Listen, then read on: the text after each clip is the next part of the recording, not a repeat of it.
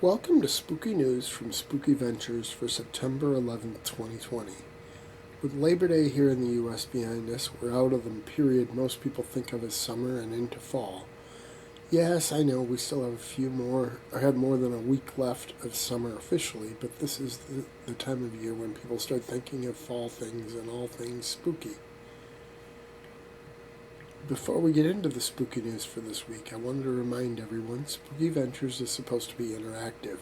So like our videos, share our videos, comment, and feel free to contact us if you have something you feel would be good to feature in a spooky showcase as a spooky news item or for a spooky interview. And if you haven't already done so, please subscribe to our YouTube channel. With all that out of the way, let's turn to the spooky news for this edition. Don't forget, sources for all the news items are included at the end of the video, along with any pertinent URLs for more information. First, we're going to look at some spooky merchandise. I don't know about all of you, but I remember those advent calendars from Christmases when I was a kid. They always had little doors for each day of December, and behind each door would be a piece of candy. I'd have mine all gone within 2 or 3 days of getting it, but still, it's a cool concept. Well, now you can enjoy that kind of experience with Halloween. There are Halloween countdown calendars that run the full 31 days of October, while others opt for a spooky 13 days. There are quite a few on the market, but perhaps the coolest ones are those that come with empty slots. That way you can fill them with candy, toys, or even, for the adult Halloween fans, small cocktail bottles. If you'd rather get one that's all loaded and ready to go, there are plenty of options. Funko even has one of the 13-day variety. Theirs has little Funko toys for each day. Talking about Funko, that brings us to our next spooky merchandise story. The toy company is releasing a new board game later this month titled The Haunted Mansion: Call of the Spirits. Yes, it's based on the Disney attraction. The game lets players explore the various rooms of the mansion of the title while avoiding the ghost. As I said before, it comes out later this month, but you can pre-order it now at Amazon.com and perhaps elsewhere too. Now we turn our attention to books, and in this case specifically comic books for our first book item. Vault Comics releases a Nightfall horror imprint this time of year every year. This time around they've come up with a theme that is generating some attention.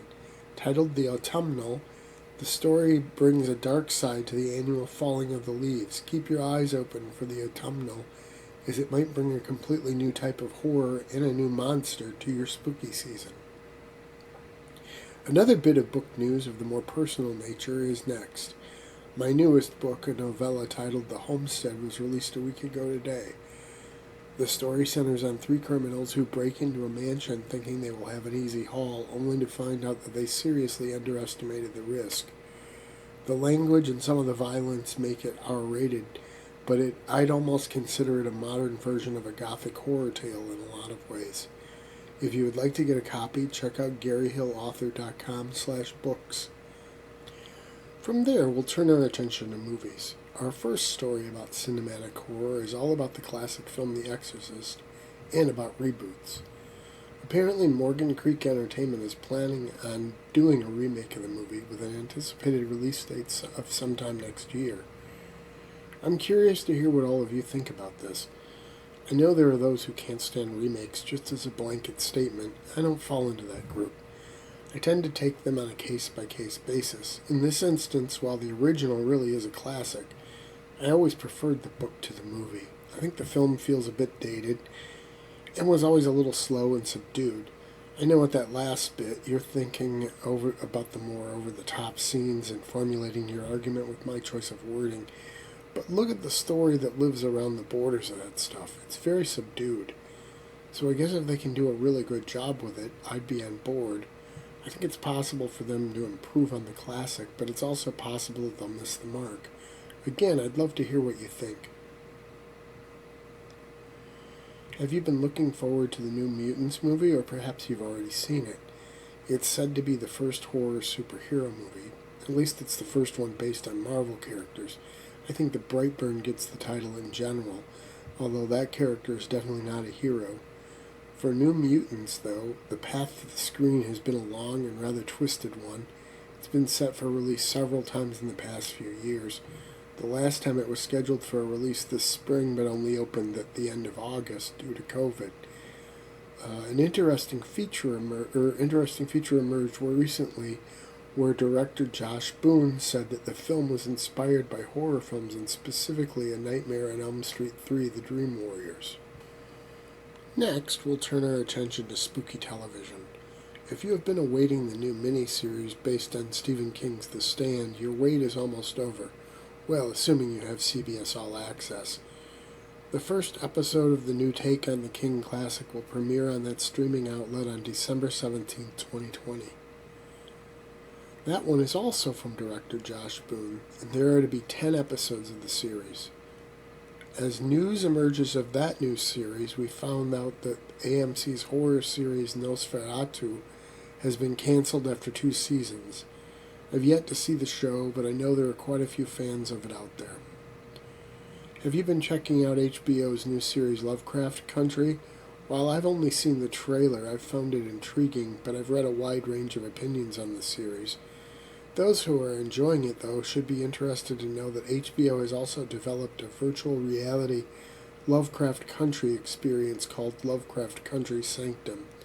Of course, this might be old news since the first installment, titled Garden of Eden, streamed on September 3rd, but more installments are coming. So keep your eyes open for that if you're a fan. That brings us near to the end, but I had a couple interview announcements. First, Wormwood Chronicles recently published an interview with yours truly where I talk about my new horror novella, The Homestead, paranormal stuff, writing in general, and even spooky ventures. I'll include a direct reference in the sources section here, but if you head over to wormwoodchronicles.net, you should be able to find it if you search for Gary Hill. Then secondly, tonight I'll be doing a live interview with the crew from Graveside Paranormal at 7 p.m. Central Time.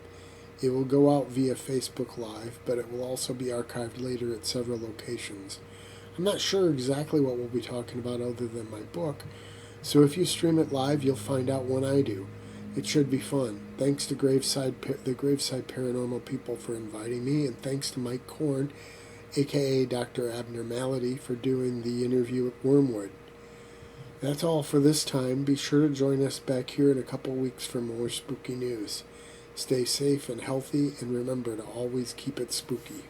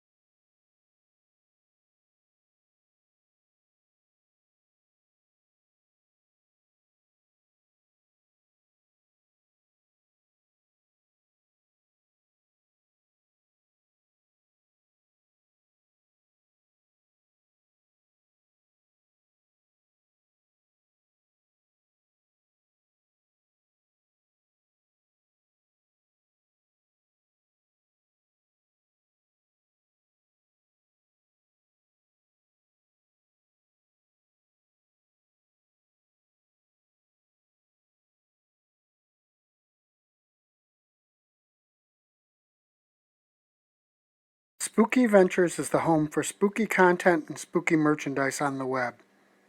Check it out today at spookyventures.com. And remember, always keep it spooky.